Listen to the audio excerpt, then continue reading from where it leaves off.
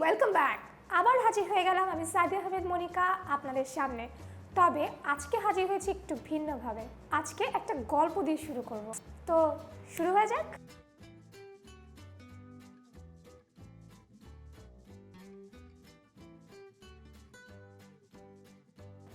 Max ভীষণ ভালো একজন মানুষ। ম্যাক্স প্রতিদিন সকালে ঘুম থেকে ওঠে 6:30টায়। ম্যাক্স খেলতে খুব পছন্দ করে। ম্যাক্সের প্রিয় খেলা হচ্ছে চেস, দাবা খেলা। ম্যাক্স খেতে খুব পছন্দ করে। ম্যাক্সের প্রিয় খাবার হচ্ছে ভাত মাছ। ম্যাক্স গান শুনতে পছন্দ করে। ম্যাক্সের একজন বন্ধুও আছে, নাম হচ্ছে মেরি। ম্যাক্স এবং মেরি দুজনে একসাথে ঘুরতে পছন্দ করে। ম্যাক্স মেরি গান শুনতে পছন্দ করে। ম্যাক্স মেরি চিন্তা করেছে দেশ ভ্রমণে বের হবে। এদিকে মেরি সে নিজের কাছে নিজে করতে খুবই পছন্দ করে। মেরি প্রতিদিনের জিনিসপত্র কেনার জন্য বাজারে চলে যায়। মেরি রান্না করতে টুকটাক পছন্দ করে, কিন্তু মেরি খেতে একটু কম পছন্দ করে। এখানে তো ম্যাক্স মেরির বন্যা হয়ে যাচ্ছে।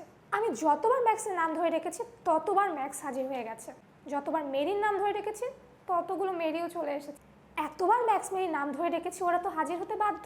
এতে করে কি হলো, আমার গল্পের সৌন্দর্যটা, আমার গল্পের যে শ্রুতি মাধুর্যতা, সেটাই নষ্ট হয়ে গেল। আমি যদি একটা গল্পের মধ্যে সারাক্ষণ Max Max Max Max Mary Max Mary Mary Mary Mary করতে থাকি, তখন কি গল্পের সৌন্দর্যটা থাকে? আদৌ থাকে না। শুনতে ভালো লাগে না, খুবই বিরক্তিকর শোনায়। এই বিরক্তির হাত থেকে রক্ষা পাবার একটা উপায় আছে, কিন্তু সেই উপায়টাই বলছি। যদি আমরা ম্যাক্সকে সারাক্ষণ ম্যাক্স নামটা না বলে ওকে অন্য কোনোভাবে সম্বোধন করি, তাহলে কেমন হয়? হ্যাঁ, ম্যাক্সকে যদি আমরা বলি ম্যাক্স সে, ম্যাক্স মেরি তারা, মেরি সে, তখন কেমন শোনায়? তাহলে চলুন গল্পটা আরেকবার শুনে নিই। ম্যাক্স ভীষণ ভালো একজন ছেলে। সে প্রতিদিন সকালে ঘুম থেকে ওঠে সকাল 6:30টায়। সে খেলতে খুব পছন্দ করে। তার প্রিয় খেলা দাবা। সে খেতে খুব পছন্দ করে। তার প্রিয় খাবার ভাত মাছ। তার একজন বন্ধু আছে, নাম মেরি। তারা একই সাথে ঘুরতে পছন্দ করে, তারা খেতে পছন্দ করে, তারা একসাথে নাচতেও পছন্দ করে। তারা সিদ্ধান্ত নিয়েছে তারা দেশ ভ্রমণে বের হবে। এদিকে মেরি সে নিজের কাজটা নিজেই করতে পছন্দ করে। মাত্র যে গল্পটা বলে শেষ করলাম, সে গল্পে ম্যাক্সের নামটা আমি বলেছি একবার, কিন্তু ওকে কিন্তু অন্যভাবে আমি সম্বোধন করেছি। মেরিকেও ঠিক তাই, একবারই ওর নামটা উচ্চারণ করেছি, কিন্তু ওকেও কিন্তু সম্বোধন করেছি ভিন্নভাবে। এই যে ম্যাক্সের পরিবর্তে চলে এসেছে সে, মেরি ম্যাক্স একসাথে হয়ে যাচ্ছে তারা বা ওরা, মেরি হয়ে যাচ্ছে সে। এই যে সম্বোধনগুলো, এগুলো কি হচ্ছে? নাউনটাকে রিপ্লেস করে দিচ্ছে। এই নাউনকে যে রিপ্লেস করে তাকেই আমরা বলি pronoun.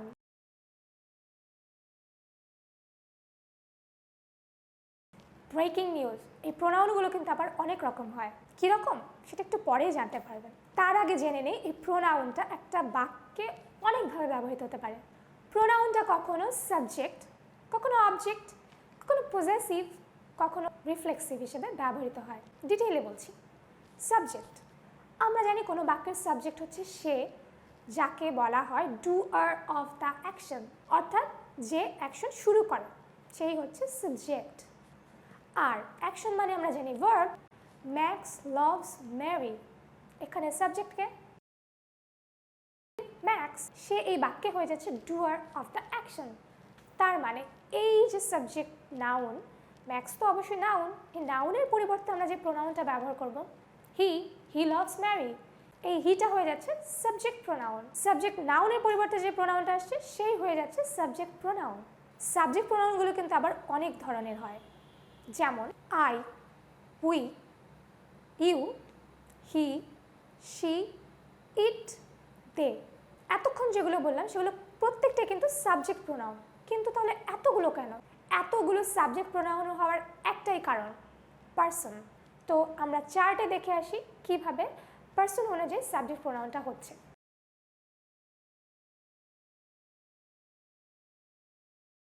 First person singular I, first person plural we, second person singular you, second person plural you, third person singular he, male, third person singular female she, third thing it, singular. Third person male, female and third thing plural একসাথে they. একটু বলে রাখছি, আমরা person নিয়ে আজকে আর detail আলোচনা করছি না, জাস্ট আমরা একটু হিন্টস দিয়ে রেখেছি পার্সনের অনুযায়ী সাবজেক্ট প্রোনাউনটা কীভাবে চেঞ্জ হচ্ছে। Point to be noted, person নিয়ে আমরা আরেকদিন খুবই ঝাঁকানাকাভাবে আলোচনা করব। এখন চলে যাচ্ছি প্রোনাউনের সেকেন্ড ব্যবহারে। প্রোনাউন যেমন এতক্ষণ সাবজেক্ট প্রোনাউন হিসেবে ব্যবহৃত হচ্ছিল, প্রোনাউন ঠিক একইভাবে অবজেক্ট হিসেবেও ব্যবহৃত হয়। ঠিক আগের উদাহরণটাই খেয়াল করি, আমরা কি বলেছি, ম্যাক্স লাভস ম্যারি। এখানে ম্যাক্স ছিল সাবজেক্ট আর ম্যারি হয়ে যাচ্ছিল অবজেক্ট, কারণ সে কি করছিল, সে রিসিভার অফ দ্য অ্যাকশন। সেমভাবে যখন আমরা বলছি ম্যাক্স লাভস ম্যারি, এখানে কি হচ্ছে, noun, Max noun, Mary noun, কিন্তু যখন আমরা নামটাকে চেঞ্জ করে ফেলছি, ম্যাক্স লাভস হার, মেরির জায়গায় হয়ে যাচ্ছে হার। এই হারটা কি, প্রোনাউন, নাউনকে রিপ্লেস করে দিয়েছে। যেহেতু এখানে মেরি হচ্ছে অবজেক্ট নাউন, সেহেতু অবজেক্ট নাউনকে রিপ্লেস করছে যে প্রোনাউনটা, ডেফিনেটলি সে অবজেক্ট প্রোনাউন। এগেইন অবজেক্ট প্রোনাউনও অনেকগুলো হয়। I এর অবজেক্ট মি, উই এর অবজেক্ট আস, ইউ এর অবজেক্ট ইউ, হির অবজেক্ট হিম, শির অবজেক্ট হার, ইট এর object it, there object them. এখন চলে যাচ্ছি পজেসিভ অ্যাডজেক্টিভে। পজেসিভে যদি আমরা বাংলাটা একটু জানতে চাই, সেক্ষেত্রে হয়ে যাচ্ছে অংশীদারিত্ব বা দখলদারিত্ব, অর্থাৎ কোনো কিছুকে পজেস করা। আমি এই জিনিসটাকে ওন করি, এই জিনিসটা ওনার আমি, বা যে কেউ, ওনারশিপটাই বোঝাচ্ছে পজেসিভ। তাহলে পজেসিভ অ্যাডজেক্টিভটা মানে আমরা বুঝতে পারছি কোনো কিছুর ওনারটাকে বোঝাচ্ছে। একটা এক্সাম্পল দিলেই বুঝতে পারবো, দিস ইজ মাই গিটার। এই গিটারের ওনার কে, আমি। তাহলে এই মাই পজেসিভ অ্যাডজেক্টিভ। এখন পজেসিভ বিষয়টা আমরা বুঝলাম, ওনারশিপ বোঝাচ্ছি। এই মাইটা যে পজেসিভ অ্যাডজেক্টিভ, সেটা বুঝবো কিভাবে? সেটা বোঝাটা খুব সহজ। এই মাই যে পজেসিভ অ্যাডজেক্টিভ, এটা পরে খেয়াল করুন কি আছে, গিটার। গিটার মানে কি, এই সেন্টেন্সে গিটার হচ্ছে একটা নাউন, তার মানে পজেসিভ অ্যাডজেক্টিভের পরে অবশ্যই একটা নাউন থাকতে হবে। তাহলে আমরা বুঝতে পারবো যেই বাক্যে কোনো কিছু ওনারশিপ বোঝানোর জন্য যেই প্রোনাউনটা ব্যবহার হচ্ছে এবং তারপরে একটা নাউন থাকছে, সেই প্রোনাউনটা ডেফিনেটলি হয়ে যাচ্ছে পজেসিভ অ্যাডজেক্টিভ। এখন এই পজেসিভ অ্যাডজেক্টিভগুলো কিন্তু অনেক ধরনের হয়, যেমন